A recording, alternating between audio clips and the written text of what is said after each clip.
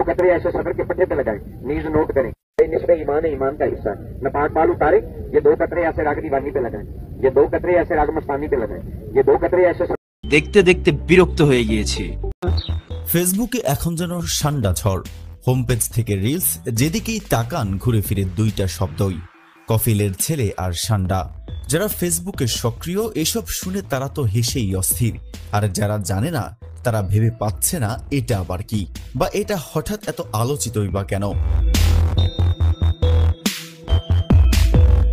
কফিল শব্দটা মূলত মধ্যপ্রাচ্যে কর্মরত বাংলাদেশি শ্রমিকদের নিয়োগকর্তা বোঝাতে ব্যবহৃত হয়। সেই কফিলের ছেলে, বিশেষ করে ছোট ছেলেকে নিয়ে নানা মজার ভিডিও তৈরি হচ্ছে এখন।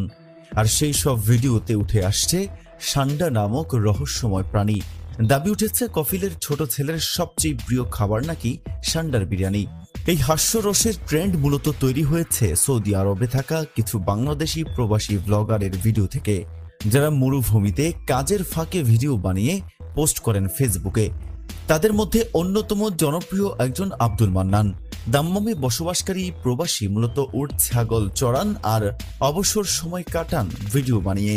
তার এক ভিডিওতে দেখা যায় একটি মোটা লেজওয়ালা টিকটিকি ফোঁস করছে, আর পাশে মান্নান ভাই বলছেন, ও ভাই রে ভাই, সাপের মতো ফোঁস করে দেখেন।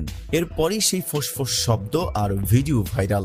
এখন পর্যন্ত ৬.৮ মিলিয়ন মানুষ দেখে ফেলেছে, আর এই সংখ্যাটা প্রতি মুহূর্তেই বাড়ছে। তবে শুধু হাসাহাসির মধ্যেই নয়, এখন প্রশ্ন উঠেছে এই সান্ডা জিনিসটা আসলে কি। ব্রিটানিকা বলছে সান্ডা কোনো নির্দিষ্ট প্রাণীর নাম নয়, এটি হলো ইউরোমাস্টিক্স গোত্রের কাঁটাযুক্ত লেজওয়ালা লিজার্ডদের একটি স্থানীয় নাম। এরা মূলত মরুভূমির প্রাণী। উত্তর আফ্রিকা থেকে শুরু করে সৌদি আরব, ভারত পর্যন্ত এদের দেখা মেলে। আরবি ভাষায় একে বলা হয় দব।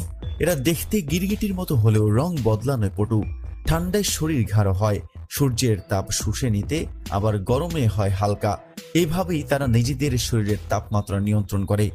মাথা চওড়া, পা 4টি, আর সবচেয়ে চমকপ্রদ হলো লেজ, যেটা মোটা এবং পুরো কাঁটায় ভরা।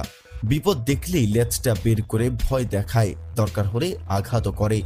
এই প্রাণী সাধারণত নিরামিষভোজী, গাছের পাতা, ফল, মাঝে মধ্যে পোকামাকড় খায়।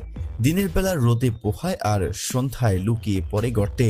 আর এই সান্ডা নিয়েই এখন ফেসবুকে মাতামাতি। অনেকে বলছেন মরুভূমির বেদুইনরা এই সান্ডা খায়, কেউ নাকি সান্ডার বিরিয়ানি পর্যন্ত রান্না করেন। তাই ট্রেন্ডে ঠাঁই পেয়েছে সান্ডা বিরিয়ানি নামের নতুন কল্পনাপ্রসূত পদ। সান্ডার আসল পরিচয় জানতে গিয়ে যেভাবে এই প্রাণী সামাজিক যোগাযোগ মাধ্যমে তারকা হয়ে উঠেছে, তা নিঃসন্দেহে অনন্য এক ঘটনা। এখন প্রশ্ন, এই ট্রেন্ড কতদিন টিকে থাকবে, আর কে জানে আগামীকাল আবার কোন প্রাণী এসে ফেসবুকবাসীর মনে ঝড় তোলে।